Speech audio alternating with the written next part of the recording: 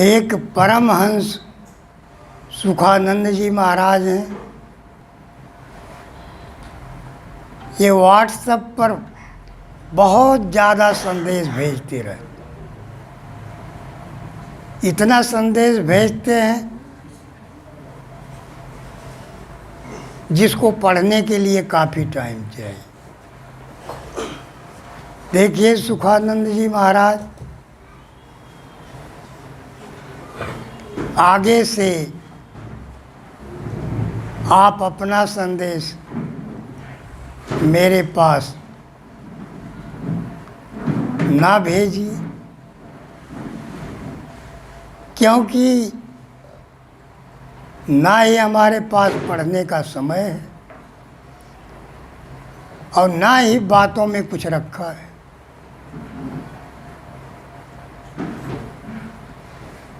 संसार में जो कुछ लिखा पढ़ा गया 52, यदि 52 से परे की कोई बात आप जानते हैं फिर वो करिए। 52 अक्षर में जो भी बात आती है वो मेरे पास लिखकर मत भेजिए। कि कबीर साहब ने सीधा कहा है कि 52 अक्षर ना चढ़े 7 शून्य से न्यारा, कहें कबीर लीला अगम बिरला पावे पार। कहें 52 अक्षर में से कोई भी नाम ले लीजिए, आप काल से बच नहीं सकते। 7 शून्य में कहीं चले जाइए, आप काल से नहीं बच सकते। यदि बचना चाहते हैं तो 52 अक्षर पार करिए। 52 अक्षर काल की 52 गढ़ की लड़ाई, इस पर विजय प्राप्त करना होगा। जब तक 52 गढ़ की लड़ाई जीत नहीं लेगी तब तक सद्गुरु की सीमा में आप प्रवेश नहीं कर सकते। यदि प्रवेश करना है तो इसको क्रॉस कर जाए, फिर आपकी समझ में सद्गुरु की बात आए। जब तक 52 की अक्षर की सीमा में आपके पल्ले कुछ पड़ने वाला नहीं। इसलिए यदि परम धाम में प्रवेश करना चाहते, अपने सही मुकाम को जानना चाहते हैं, तो संतों की शैन को समझने का प्रयास करें, अन्यथा डूब जाए। अब एक गणेश दास जी हैं, इन्होंने कहा है इस घर में घर दिखलाए। देखिए गणेश दास जी, ये बात सही है। साहब ने कहा इस घर में घर दिखलाए दे, सोई चतुर सुजान, 5 शब्द धुनकार धुन, बाजे शब्द निशान। इसलिए घर क्या, ये शरीर हमारा घर है। कबीर साहब ने कहा कि इस घर में भी घर है। कहें जो शरीर रूपी घर है इसमें एक और घर है। कहें उस घर को जो दिखा दे, कहें बाजे शब्द निशान, कहें शब्द की निशानी की तरफ इशारा कर रहे हैं। को समझना किसको, आपको। इसलिए संतों ने बहुत कुछ कहा है, लेकिन उनकी बात को समझना हमें, सिर्फ हम शब्द का अर्थ लगा लेते, वो भी अपने मन के मुताबिक।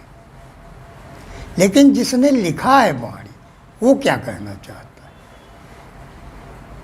वो क्या इशारा करना चाहता है, इस बात को समझना जरूरी है।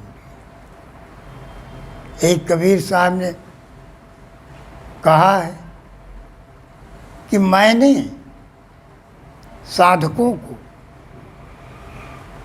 जहाँ उंगली से इशारा किया तो मेरी सैन को ना समझ के लोगों ने मेरी उंगली पकड़ना शुरू कर, जबकि मैंने उंगली से इशारा किया कुछ समझने के लिए, कुछ जानने के लिए। इसलिए हमें क्या करना, उनकी सैन को समझना, अपनी चतुराई नहीं दिखानी, अपनी चालाकी नहीं दिखानी, क्योंकि बुद्धि की वहाँ पहुँच ही नहीं है। उनका ज्ञान क्या बुद्धि से परे। हम बहस किससे करते हैं? बुद्धि से। बुद्धि सारा दिन बहस करते रहो, 2-4 साल करते रहो, 10-20 साल कहें जब बुद्धि में है नहीं तो तुम बुद्धि से कैसे जानो? कहें बुद्धि से ब्रह्मा विष्णु महेश ज्ञान की देवी सरस्वती नहीं जान सकते, जबकि उससे बुद्धिमान कोई पैदा नहीं।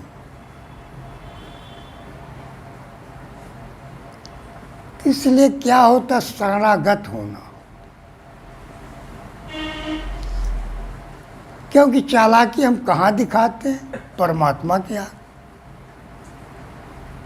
क्या उसके आगे चल सकती है हमारी चालाकी? कभी नहीं चले। तो बुद्धिमानों का सम्राट है, वहाँ सिर्फ शरणागत होना पड़ता, उसकी कृपा मांगनी पड़ती, उसकी दया मांगनी पड़ती। वो दया की वर्षा करता है तो हम आगे बढ़ जाते। इसलिए भक्ति को में अपने हस्ती को मिटाना जरूरी है, अपने अहंकार को मिटाना, क्योंकि जहाँ अहंकार है, जहाँ मैं है, परमात्मा उससे दूर बहुत चला जाता। इसलिए कहीं मिटा दे अपनी हस्ती को, अगर कुछ मर्तबा चाहे, क्योंकि दाना खाक में मिलकर गुले गुलजार हो। कहीं अपने को मिटाना है, कहीं इस तरह मिटाना कि अपने खाक में मिला दो। कहीं खाक में आशिक मिले, खाक में परिवार मिला। कहें कुमार भेदी बिना कतहूँ ना करतार में। कहीं सारे संसार में घूमते रहो, बिना भेदी को करतार मिलने वाला। उसके लिए भेद चाहिए। यदि भेद मिल गया तो उससे मिलना आसान हो जाए। यदि भेद नहीं मिला तो हम भवसागर में चक्कर लगाते रहें।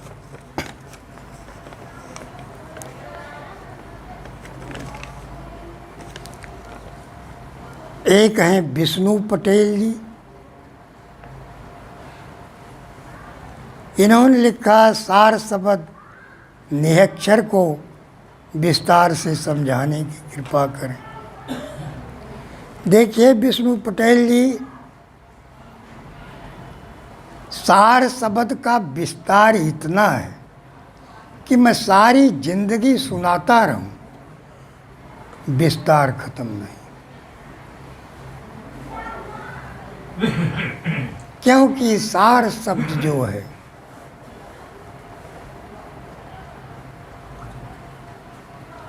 बुद्धि से परे है।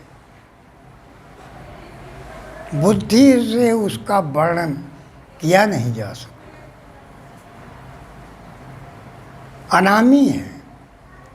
कहें नाम नाम सब कहें यार, कोई नाम अनामी क्या जाने। नाम अनामी सबका स्वामी, रहे निरंतर लौना। कहें नाम अनामी कहेगा है, कहीं इससे यदि सूरज टच हो गई तो कभी अलग नहीं। और ध्यान करेंगे आप, सुरती लगेगी, टूट जाएगी, और ज़्यादा लगेगी, टूट जाएगी, और ज़्यादा लगेगी, टूट जाएगी। लेकिन सार शब्द अनामी नाम वो है, एक बार टच हो गया, टच आपका जीवन बदल जाए, आपके अंदर एकदम चेंजिंग आ जाए, परिवर्तन आ जाएगा। आप महासागर में गोते लगाने, लेकिन महासागर में गोते लगाने के लिए क्या करना हो? पूरे गुरु को ढूंढना हो। कहें महासागर क्या था, उसमें महासागर में यदि किसी को नहाना है तो उसमें घाट ढूंढता है, उस समुद्र के घाट जहाँ नहाने लायक होता वहाँ ना। तो गुरु क्या है? उस महासागर का घाट, जिससे आप उस महासागर में प्रवेश कर सकते।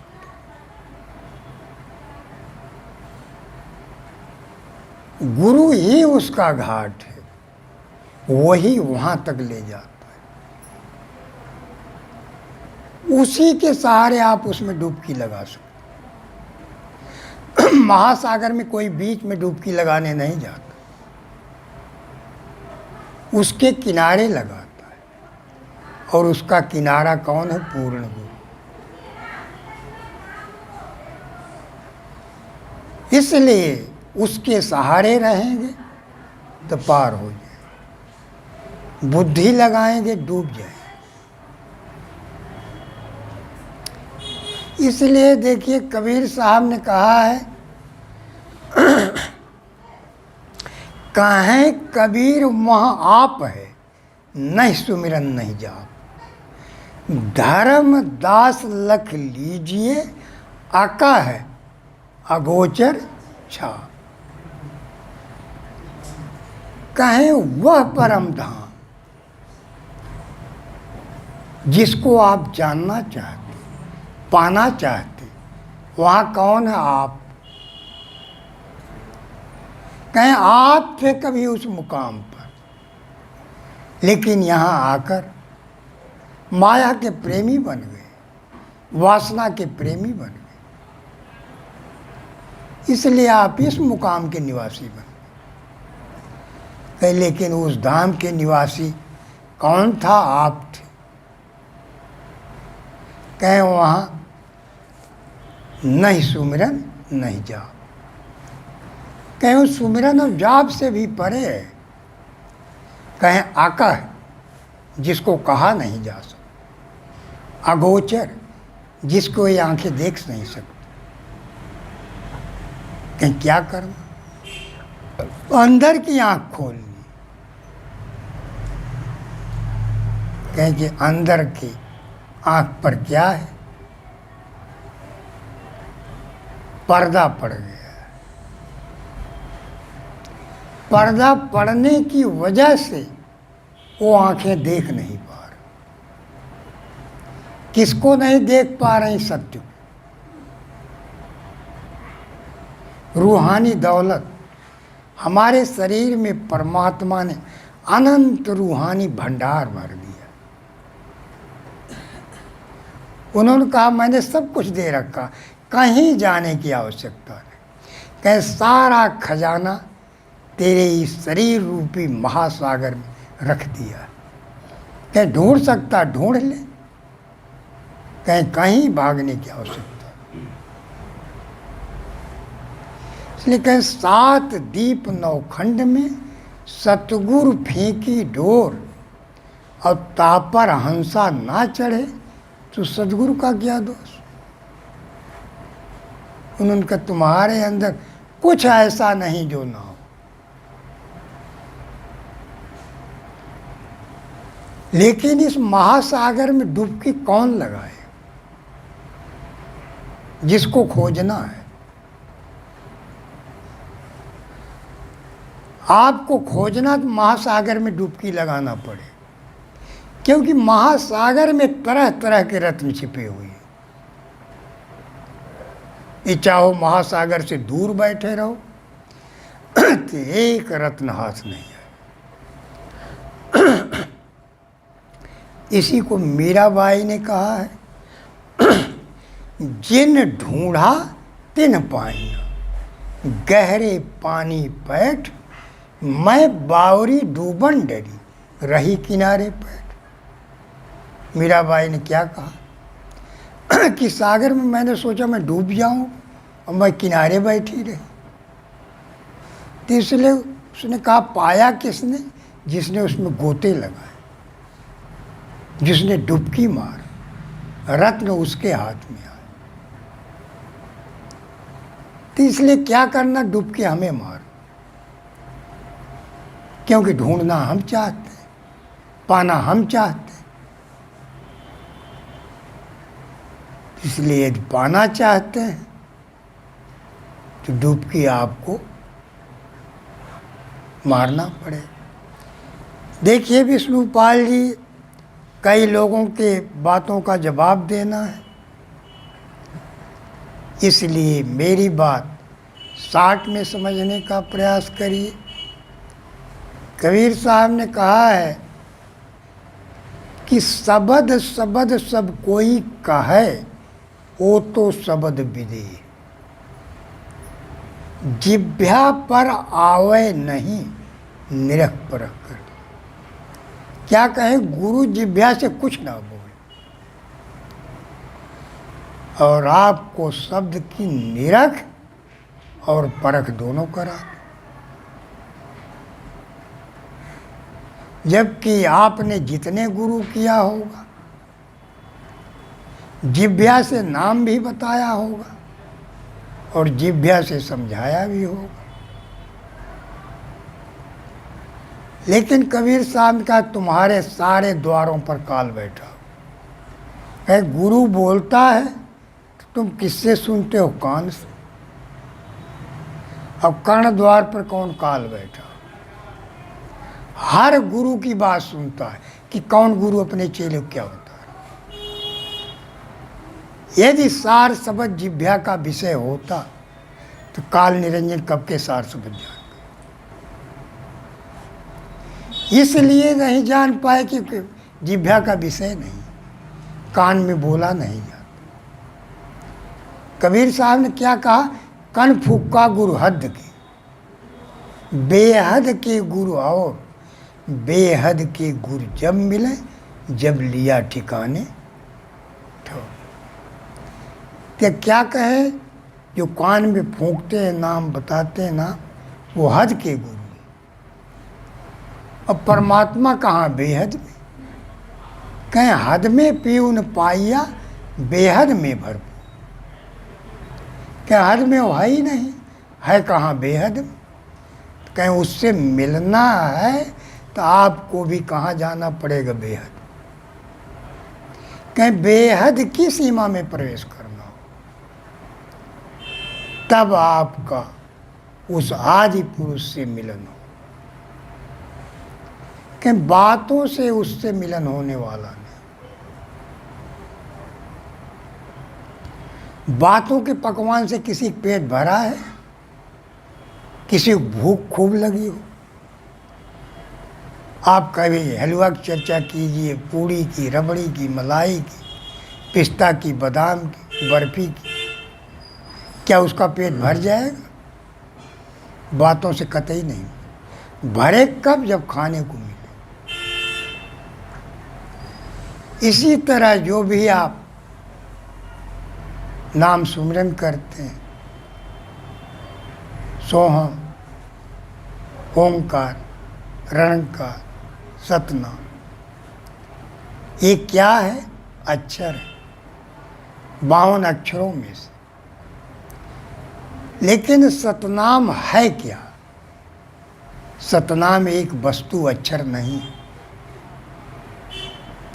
उस वस्तु को जानना है। जैसे बर्फी, आपने कह दिया बर्फी अक्षर में, लेकिन बर्फी है क्या? आपने उसको खाया है, देखा है, चखा है, तो आप बर्फी कहते ही जान गए। लेकिन सतनाम कहते ही सत्य को क्यों नहीं जान पाए? क्योंकि आप सत्य तक पहुंचे नहीं, आपने सत्य को देखा नहीं। जब देख लेंगे सतनाम कहते ही समझ जाए कि सतनाम ये वस्तु। तो इसलिए उनकी बातों को समझना है कि जो कहना चाहते हो है क्या।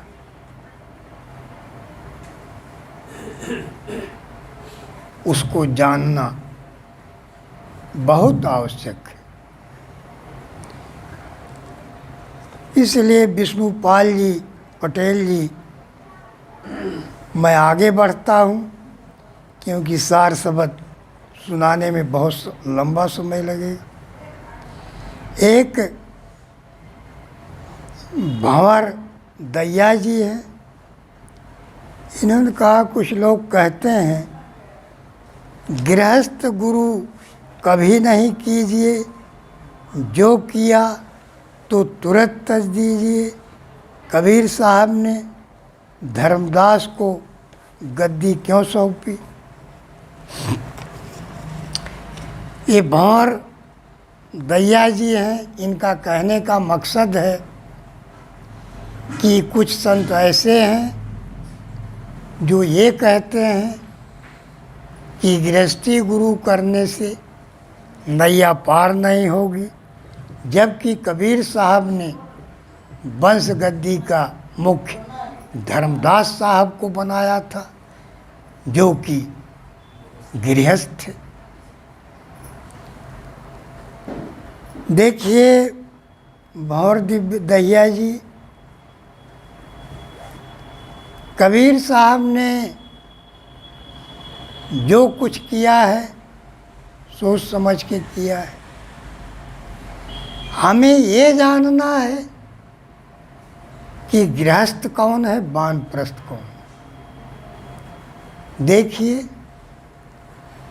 गुरु नानक जी ने क्या कहा है। उन्होंने कहा गृहस्थ माही जो रहें उदास, कहु नानक हम तिनके दास। उन्होंने कहा गृहस्थ में रहकर सुंदर सुंदर बीवी, सुंदर सुंदर बच्चे, सुंदर परिवार, पैसा भी हो, कहें इसके बाद भी जिसको परमात्मा की याद सताती है, कहें वो वानप्रस्थ है, जो घर में आकर मालिक को याद कर रहा है, परिवार को याद नहीं आ रही,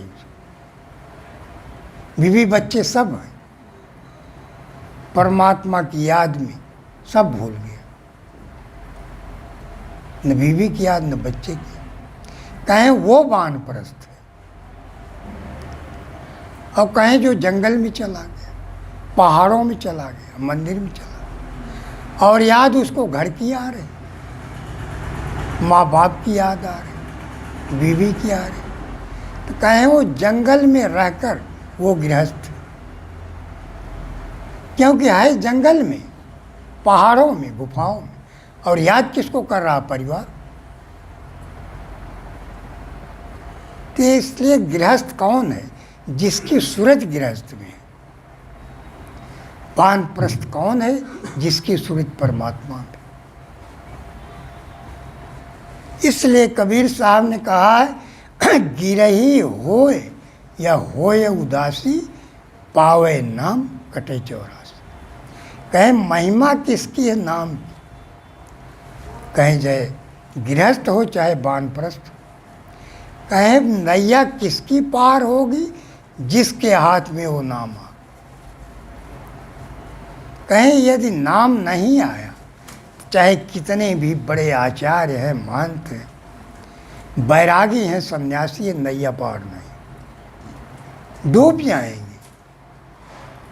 क्योंकि वो नाम जो पतित पावन है, जो पापों को धोने वाला है, वो आपके हाथ नहीं आए। के नाम तो पतित पावन है, पापी से पापी को धो डालता है, उसके तन और मन को निर्मल बना देता है। कहीं इसलिए नाम की महिमा है। लेकिन जब नाम जानने में आए, कहें यदि जानने में आ गया, तो कहें हरि से बड़ा हरि का नाम, कहें हरि का नाम हरि से भी बड़ा है। क्योंकि हरि तो किसी किसी पर कृपा हुई तो पार कर दिया, लेकिन नाम करोड़ों पापियों के हृदय को धोकर निर्मल बना देता, करोड़ों की नैया पार लगा देता है। इसलिए राम का नाम राम से भी बड़ा है, सत्पुरुष से भी बड़ा है। लेकिन जब वो जानने में आ जाए,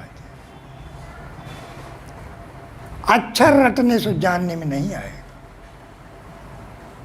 क्योंकि कबीर साहब ने क्या कहा है, पंडित बात बदे सो झूठा, कहे राम कहाँ दुनिया गति पावे, खाण कहाँ मुँह मीठा, पंडित बात बदे सो झूठा। कहें जो किताबें वेद शास्त्र पढ़कर कह रहे हैं वो झूठ कह रहे हैं। कहें राम राम कहने से नैया पार नहीं हो। कहें राम है क्या, उसको जानना है। कहें राम राम सब कहें, और कहाँ राम को ठाम। रामचंद्र गुरु वशिष्ठ कियो, कहा सुनायो ना। कहें राम राम ठाकुर चोर सभी कहते हैं, लेकिन राम का पता क्या है, कहाँ रहता हो। कहीं पता है आपको मालूम? कहीं पता ढूंढिए, तलाश करिए, राम का पता क्या है। बिना पता के वो मिलने वाला नहीं। कहें रामचंद्र गुरु वशिष्ठ कियो, कहा सुनायो ना। क्या राम से वशिष्ठ ने कहा था राम राम कहो? क्या बताया था उनके गुरु राम के? कहीं जो बताया था उसी की तलाश करनी, वो है क्या। इसलिए कहे राम कहाँ दुनिया गति पावे, खाण कहाँ मुँह मीठा, पंडित बात बदे सो झूठा। कहे अग्नि कहे पाँव जो दाझे, जल कही तृषा बुझाई। और कहे भोजन कहे भूख जो भाजे, सब दुनिया तरी आई। नर के साथ सुआ हरि बोले, हरि प्रताप न जाने। और जो कबहू उड़ जाए जंगल में, फिर सुरती नहीं आने। कबीर साहब ने क्या कहा, कहें आग आग कहने से पैर नहीं जलेगा, कहें आग पर पैर रख दो जल जाएगा। क्योंकि आग जो कह रहे हो अक्षर है, और पैर जिस पर रख रहे हो आग है। इसलिए कहे जो तुम कह रहे हो वो नहीं है, वो कहने से परे है। उन्होंने कहा पानी पानी कहने से कभी प्यास नहीं बुझे। कहे पानी पी लो प्यास बुझ जाएगी, पानी पानी कहने की जरूरत नहीं। लेकिन तू पानी पानी कह रहे हो, कोई राम राम कह रहा, कोई सोहम सोहम कर रहा, कोई ओम ओम कर रहा, कोई सतनाम कर रहा। कहे रोटी रोटी कहने से भूख कभी नहीं मिटी, रोटी खा लोगे तो भूख मिट जाए। उसी तरह राम नाम कुछ चीज है, कहते ही प्यास आपकी मिट जाएगी, जन्म जन्म की प्यास। लेकिन वो क्या है,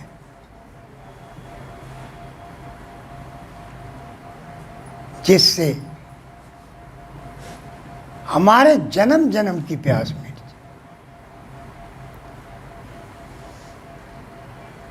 पापों को धोने वाला नाम कौन सा?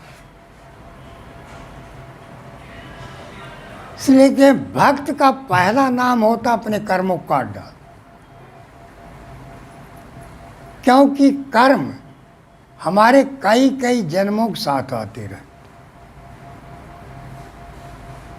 हम इस जन्म की सोचते हैं कि मैंने तो ऐसा पाप किया नहीं था, फिर इसका फल क्यों भुगतना पड़ा। लेकिन पिछले कर्मों का हमें नहीं पता है कि हमने क्या क्या बोया था। वो आ जाते हैं तो हम घबरा जाते हैं। इसलिए कबीर साहब ने कहा कि सारे पापों को पहले धो डाल।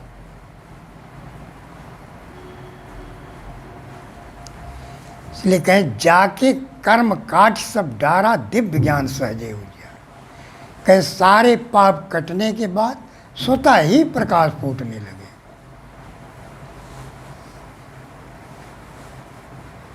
क्योंकि आपका तन और मन निर्मल हो जाए। लेकिन यदि मिटा नहीं पाए तो आपको कर्मों को भोगना ही पड़ेगा। कहीं कर्म गति टारे ना ही टरे। कहीं जो कर्म आपने कर दिया उसकी रील बन गई, उसकी सजा कौन भुगतेगा? आप। लेकिन उसको काटा भी जा सकता है।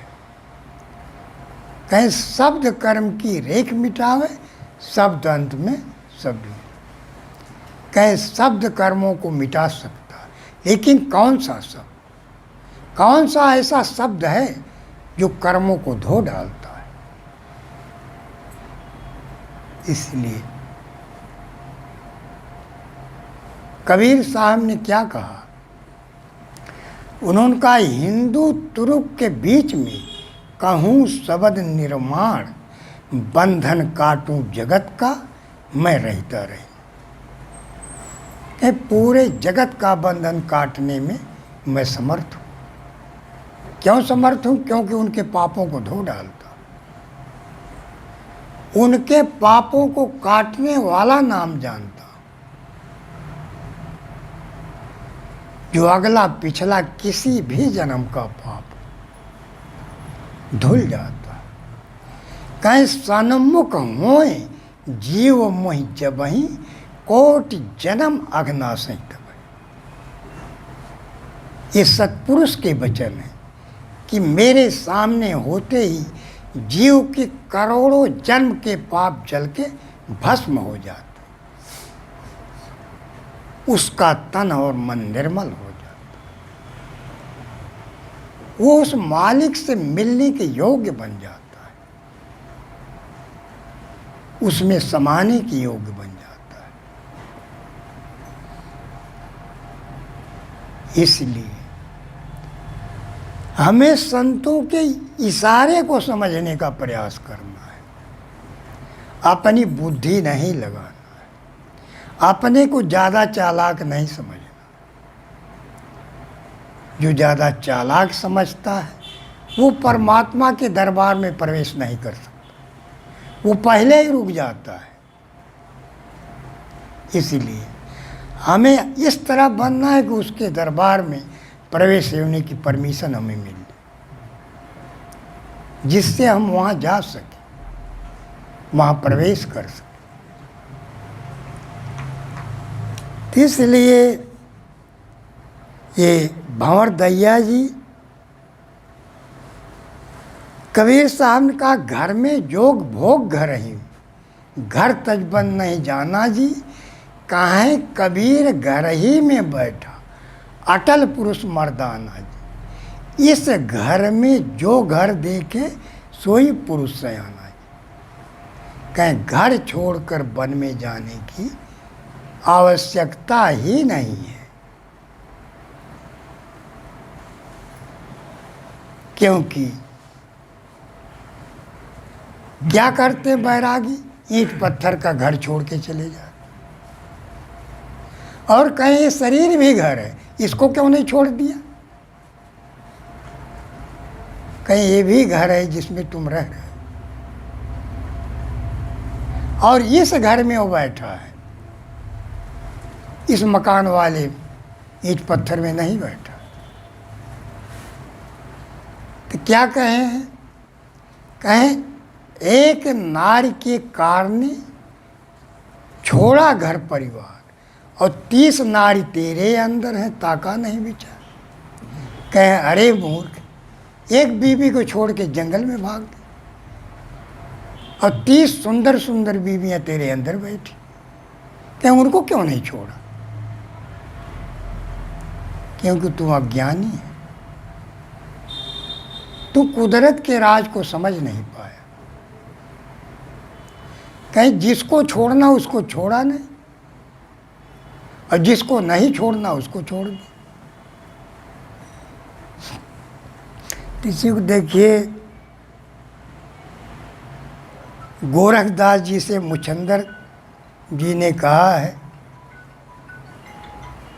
कि इस बंगले में पातुर नाचे मनुआ ताल लगावे और सूरज नृत्य के पहन घूंघरू राग छती सुना।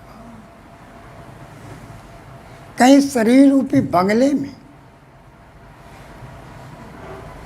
30 सुंदर सुंदर औरतें डांस कर रही, जिनको देख के मन मगन हो जाता है, वो ताल लगाता है मन, क्योंकि इनको देख कर बेचैन हो जाता, इनकी सुंदरता को देख कर चकित रह जाता। कहे जी, जो तेरा पतन करने वाली वो तो तेरे अंदर, कहे काम, क्रोध, लोभ, मोह, अहंकार, कहे 5 तत्व 25 प्रकृति, उनको तो लेकर तू चला गया, वो तो तेरे अंदर बैठे, उनको छोड़ा नहीं।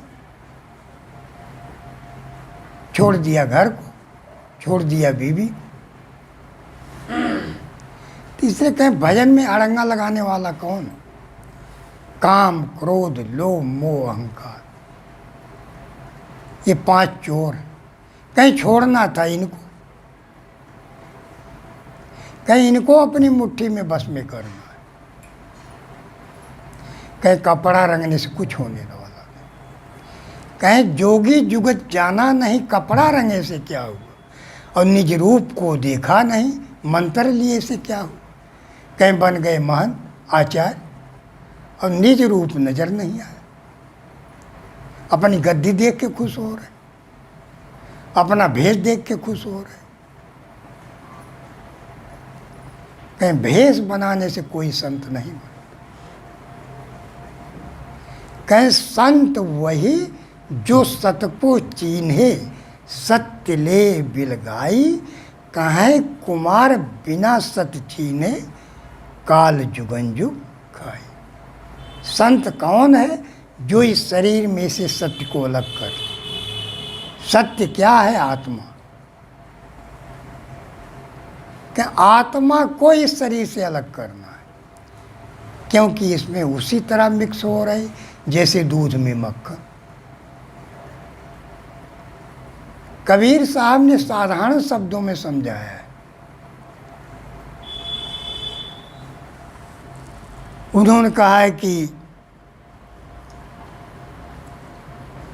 तेरा साईं तुझ में जो माखन में घी। कहीं परमात्मा तुम्हारे शरीर में इसी तरह छिपा हुआ जैसे दूध में मक्खन छिपा है। कहीं मथ देते मक्खन दिखाई देने लगता, कहीं जब तक मथते नहीं नजर नहीं। कहीं पत्थर में आग है दिखती नहीं, कहीं पत्थरों को रगड़ दो प्रकट हो जाएगी। कहीं मेहंदी में लाली है दिखाई नहीं देती। कहीं साहब तेरी साहेबी सब घट रही समाए, और ज्यों मेहंदी के पात में लाली लखी नहीं।